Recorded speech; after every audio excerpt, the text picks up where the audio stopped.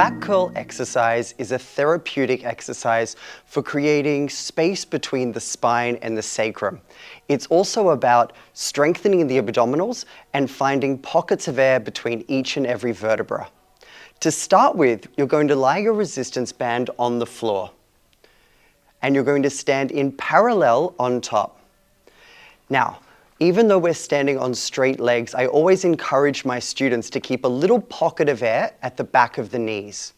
Now, what we're going to do is we're going to cross the bands over, and you're going to grab the bands in the middle, and we're going to grab them shoulder width apart. Now, obviously, the shorter the band, the more resistance. So with this exercise, it's really important that you find what works for each individual student. When I'm working with my students, I always encourage them to visualize that their hip flexors are bike tires. So it's almost the sensation that someone slices your tires. So we're going to start over the front of the legs with a real feel of deflation in the hip flexors. Now, to start with, you're going to visualize a magnet between your tailbone and your heels. You're going to sink the tailbone down and gently roll up through the spine, finding little pockets of air between each and every vertebra. You're then going to open through the collarbone into a high release and allow the tension in the band to now guide you through a pure contraction, bringing your sternum to your belly and your belly to your spine. Draw the abdominals in and deflate down into the floor.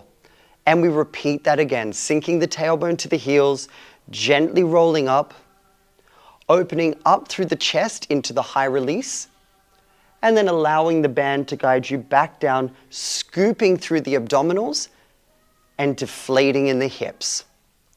We're then going to roll up into a little diagonal, so finding a connection between the top of the head and the coccyx. Keeping the shoulders open and the abdominals drawn, you're going to squeeze through the scapula and bring the band to your chest 3 times. 1, 2, and 3. You're then going to melt back down into the floor. We have one final articulation up through the spine. This time, when you arrive at the top, we're going to lift the band as high as possible, and then allow the band to guide you back into the floor with a real sense of release.